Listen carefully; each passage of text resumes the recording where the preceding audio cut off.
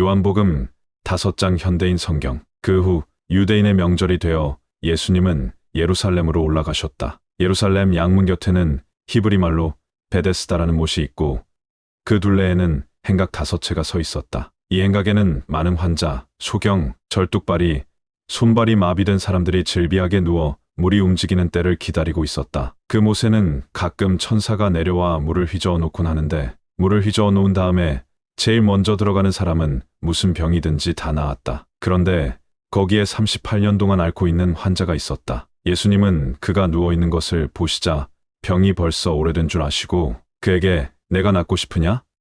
하고 물으셨다. 그러자 그 환자는 선생님, 물이 움직일 때 나를 못에 넣어주는 사람이 없어. 내가 가는 동안에 다른 사람이 먼저 들어갑니다. 하고 대답하였다. 그때 예수님이 일어나 내 자리를 들고 걸어가거라 가시자 그는 곧 병이 나아 자리를 걷어 들고 걸어갔다. 그런데 그날은 안식일이었다. 그래서 유대인들은 병이 나은 그 사람에게 안식일인데 당신이 자리를 들고 가는 것은 옳지 못한 일이요 하였다. 그가 나를 고쳐주신 분이 자리를 들고 걸어가라고 하던데요. 하자. 도대체 그런 말을 한 사람이 누구요?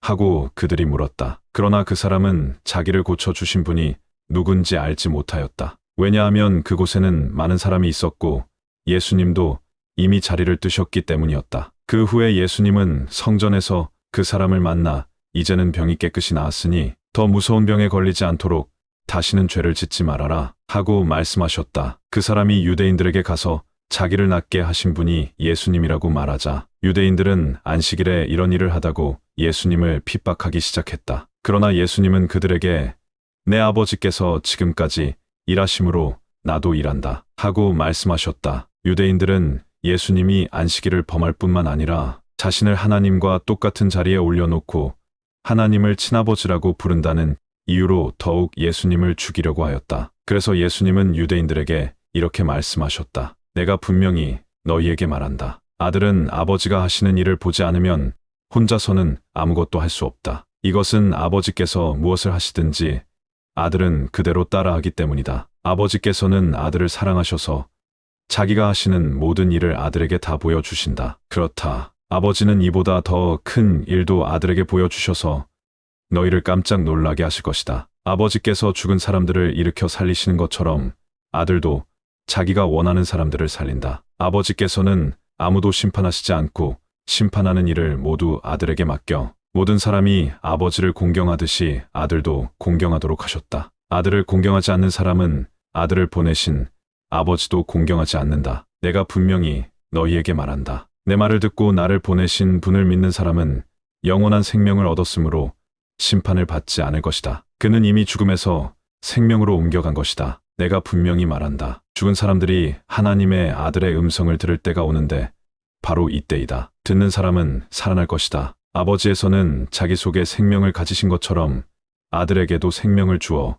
그 속에 갖게 하셨다. 그리고 아버지는 아들이 그리스도이기 때문에 그에게 심판하는 권세를 주셨다. 내가 하는 말에 놀라지 말아라. 죽은 사람들이 모두 아들의 음성을 듣고 무덤에서 나올 때가 온다. 선한 일을 한 사람은 부활하여 영원한 생명을 얻고 악한 일을 한 사람은 부활하여 심판을 받게 될 것이다. 나는 아무것도 내 마음대로 할 수 없다. 나는 듣는 그대로 심판한다. 그래서 내 심판은 공정하다. 이것은 내가 원하는 대로 하려는 것이 아니라 나를 보내신 분이 원하는 대로 하려고 하기 때문이다. 내가 만일 내 자신에 대해서 증거한다면 그것은 참된 증거가 될 수 없다. 그러나 나를 증거해 주시는 분이 따로 계신다. 나는 그분의 증거가 참된 것으로 안다. 너희가 요한에게 사람을 보냈을 때 그는 진리에 대하여 증거하였다. 하지만 나는 사람의 증거를 받지 않는다. 내가 이 말을 하는 것은 너희가 구원을 얻도록 하기 위해서이다. 요한은 타면서 빛을 내는 등불이었다. 그래서 너희는 그 빛 가운데서 잠시 기뻐하려고 하였다. 그러나 내게는 요한의 증거보다 더 큰 증거가 있다. 아버지께서 완성하라고 나에게 맡기신 일, 곧 지금 내가 하고 있는 바로 그 일이 아버지께서 나를 보내셨다는 것을 증거하고 있다. 그리고 나를 보내신 아버지께서도 직접 나를 증거하셨다. 너희는 그분의 음성을 들은 적도 없고 그분의 모습을 본 적도 없으며 또 그분의 말씀을 마음속에 간직하지도 못한다. 이것은 그분이 보내신 자를 너희가 믿지 않기 때문이다. 너희는 성경에서 영원한 생명을 얻는 줄로 생각하고 성경을 부지런히 연구하고 있는데 바로 이 성경이 나를 증거하고 있다. 그런데도 너희는 나에게 와서 영원한 생명을 얻으려고 하지 않는구나. 나는 사람에게서 영광을 받지 않는다. 그러나 나는 너희에게 하나님을 사랑하는 마음이 없다는 것을 잘 알고 있다. 내가 내 아버지의 이름으로 왔어도 너희는 나를 맞아들이지 않았다. 그러나 만일 다른 사람이 자기 이름으로 오면 너희가 그를 기꺼이 맞아들일 것이다. 너희가 사람에게서는 서로 칭찬을 받으려고 하면서도 한 분밖에 계시지 않는 하나님에게는 칭찬을 받으려고 하지 않으니 어떻게 나를 믿을 수 있겠느냐? 내가 너희를 아버지께 고소할 것이라고 생각하지 말아라. 오히려 너희를 고소할 사람은 너희가 희망을 걸고 있는 모세이다. 너희가 정말 모세를 믿었다면 나도 믿었을 것이다. 이것은 모세가 나에 관해서 기록했기 때문이다. 그러나 너희가 모세의 글도 믿지 않으면서 어떻게 내 말을 믿겠느냐?